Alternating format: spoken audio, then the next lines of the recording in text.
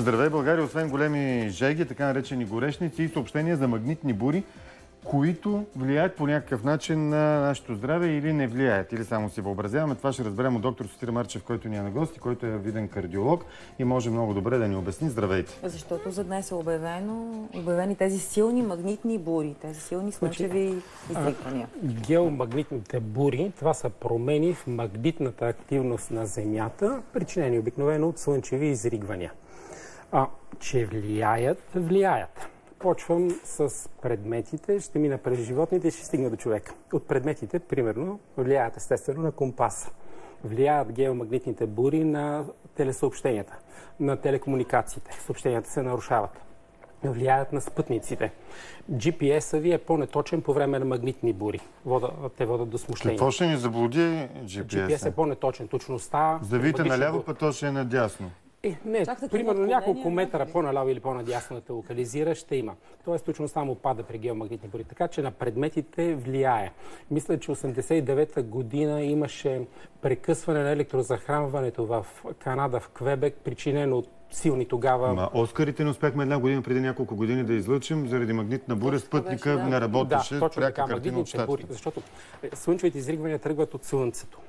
В Земята ги спира в голяма степен атмосферата и магнитното поле на Земята. Спътниците и част от самолетите са доста високо и при тях слънчевите изригвания се отразяват по-силно върху спътниците и самолетите, намиращи се много високо. Ние долу, които сме на Земята, сме по-защитени чрез атмосферата и магнитното поле. Така че на предметите влияят, на спътниците влияят, на електрониките влияят.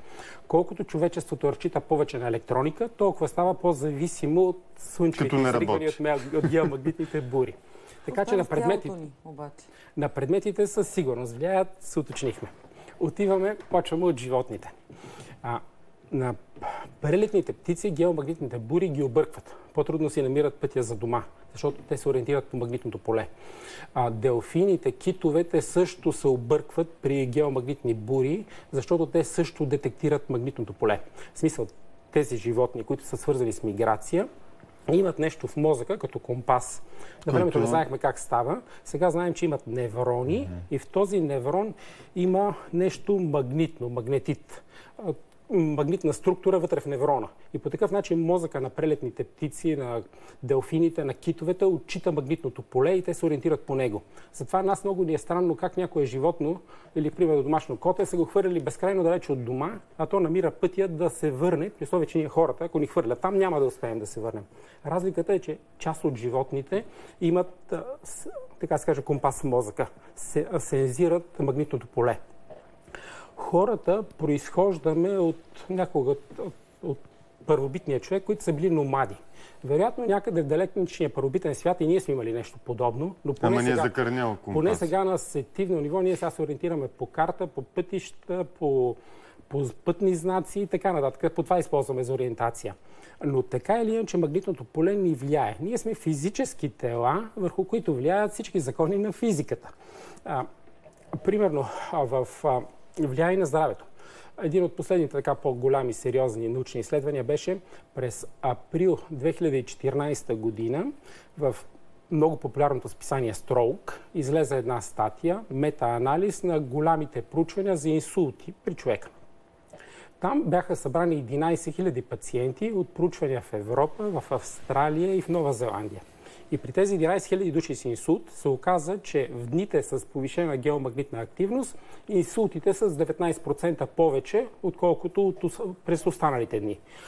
Така че при нас като физически тела влияят законите на физиката е също безспорно. Тоест, че ни влияе. За това, но тези неща на практика имат значение в теоретичната медицина. На практика, ако това изследване доказва... Практичната медицина на практика къмто момента при нашето ниво на познание и възможности няма значение, защото магнитното поле е навсякъде около нас. Ние не можем да се измъкнем от него. В смисъл, на нас то ни въздейства еднакво, независимо дали седим у дома или ходим по улицата. Някой да се затвори вкъщи няма никакъв смисъл. Ако ще се затворите и в бункер под земята или в дълбока мина, и там има и там се усеща магнитното поле на земята. Тоест, по-настоящем не можем да избягаме от него. Затова Ние убеждаваме нашите пациенти да се борят с нещата, които могат да променят, да си контролират теглото, да си контролират храненето, да си контролират количествата алкохолни, количествата безалкохолни, количествата сол и така нататък. А не да се занимават с магнитното поле, което по никакъв начин не можем да го променим. На някой ще има по-лесно да занимават с количеството алкохол. Изпивайки го. Така че ако имате някакви други проблеми, решавайте си ги. Ако нямате никакви други проблеми и се чуете какво да правите, занимавайте се за слънчеви изригвания. Следете слънчевите изригвания. Но в крайна сметка все така излязоха съобщения, че хората с хронични кардиологични заболявания трябва да внимават. Какво значи да внимават? Значи, ние... Какво точно значи това? Нищо не значи. Това е много гадно. Внимавай да не получиш инсулт. Смисъл, очевидно, където и да се намираш, не можеш да промениш магнитното поле. Тези неща нямат значение към момента в нашата реална действителност. Ние искаме хората всеки един ден да живеят здравословно. А не да им кажем, днеска ще има слънчеви изригвания, днеска живеете здравословно, а утре пийте, пушете и яще, защото утре няма слънчеви изригвания. Трябва ли да се забрани съобщаването на дати с слънчеви изригвания? Сега, след като няма абсолютно никакъв практически смисъл. Един от най-известните английски математици миналия век беше писал: от цялата математика най-много обичам теорията на числата поради абсолютната и неприложимост никъде. А сега обаче в 21 век на база на теорията на числата бяха създадени компютрите. Тоест нещо, което в един момент в миналото, 19 век е било абсолютно неприложимо никъде, теорията на числата, днес е в основата на нашия прогрес. Така че тези неща, като влиянието на външните фактори върху нашето тяло, в момента са само част от науката. Ако, както казах, нямате никаква друга работа, пенсионер сте или безработен, нямате какво да правите, ако искате си запишете миналите месеци, година, дните, в които не сте спали, сте били зле. По-късно проверете каква е била слънчевата или дали има пълнолуние. Или можете да се опитвате да отгаднете дали има някаква връзка. Но запред не става. Ако прочетете, че на даден ден се очакват слънчеви изригвания, естествено, че тази нощ ще спите по-зле. Така че само за миналото става. Но слънчеви изригванията, освен това, не могат да бъдат прогнозирани. Така че няма никакъв смисъл да се занимавате с тях и си губите времето. Стойте в студиото обаче вие, не си тръгвайте. Ние отиваме в Българската академия на науките. Деси Банова е там, в един от измервателните центрове на БАН, за да разберем все пак каква е степента на това слънчево изригване днес, колко сериозно е и колко често се случва. Деси. Добро утро. Добро утро отново. До мен е дежурният синоптик Анастасия Стойчева, от която ще разберем малко повече за така наречените магнитни бури. Колегите от студиото искат малко повече информация, да ни обясните каква е степента на това слънчево изригване и въобще да ни обясните какво представлява така нареченото слънчево изригване или с други думи магнитна буря. Добро утро. Първо трябва да отбележа, че това е работа на колегите астрономи. Доколкото това е свързано и с атмосферата и доколкото метеоролозите са физици, мога да кажа две думи наистина, но не за степента на слънчевото изригване. Всъщност Земята, всички знаем от средното училище, че един магнитен дипол, ако около такъв дипол винаги се образува магнитно поле, има магнитни силови линии и всъщност изригванията от Слънцето, т.е. от магнитните бури, това, което се насочва към Земята, отива главно към полюсите, по-голямата си степен и по-северните части на земното кълбо. Затова там се наблюдават всъщност и северните сияния. Влиянието в умерените ширини на тези магнитни бури е, да не кажа пренебрежимо малко, но все пак ви съветвам да се обърнете към колеги астрономи. Ако си представяте, че можете да видите в умерените ширини северно сияние, горе-долу в такава степен можете да си представите и влиянието на тези магнитни бури върху хората в умерените ширини. Друго не бих могла да кажа по въпроса.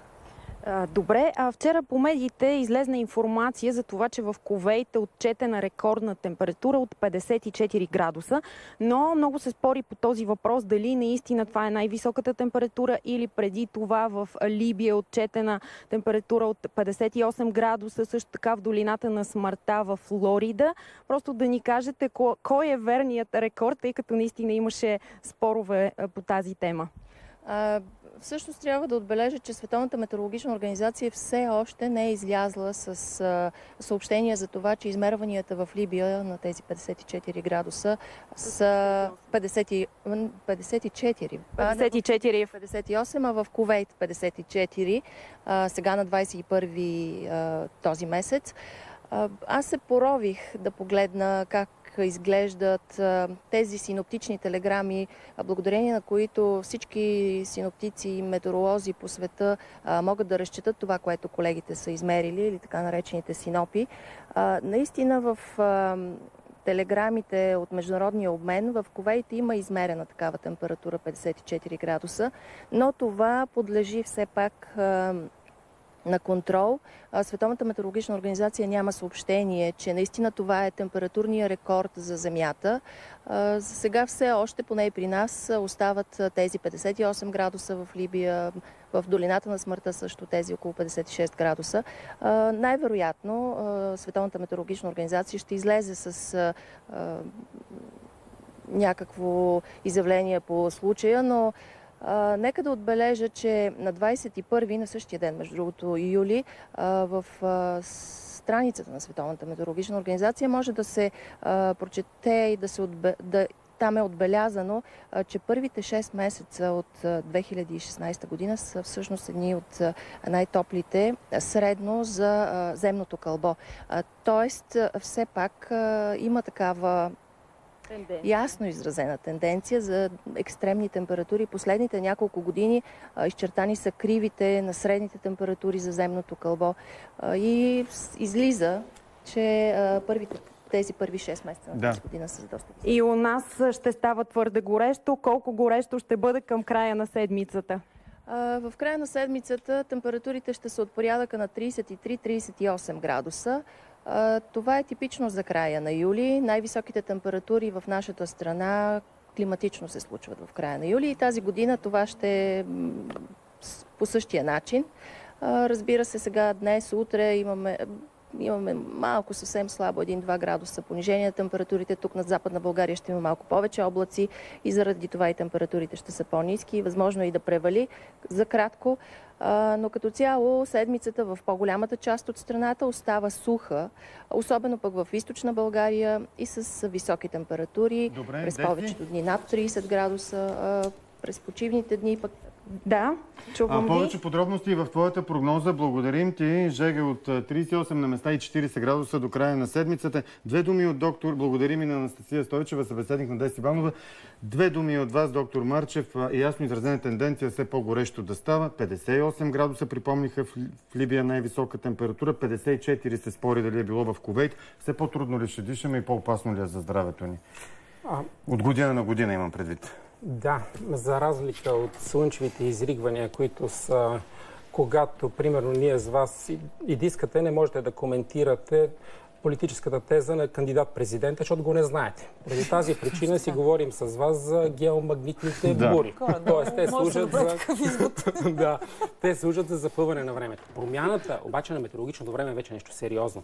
На върхрождения му ден Обама го питаха за неговите лични прогнози за бъдещето, за света и той казва: единството, което наистина ме безпокои за децата ми и за внуците ми, това е промяната във времето. Всичко в климата, всичко останало е преходно. Така че Земята става по-топла.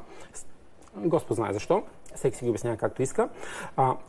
Защото е по-топла, по-голяма част от водата е във въздуха, вместо в полярните шапки, вместо в океаните. Тази вода, която е във въздуха, се излива внезапно върху нас. Тоест, тепърва ние ще виждаме и наводнения, тепърва ще виждаме и големи горещини и трябва да си настройваме мисленето за това. Тоест, ако строим къща, трябва да обръщаме повече внимание на климатика, отколкото до сега, и по-малко на парното, отколкото до сега. Да съдим дървета в двора, дърветата са естествените климатици. Хората, които правят плановете на градовете, да правят повече паркове, повече водни огледала. Тоест, трябва да се пренастройваме, че светът се променя.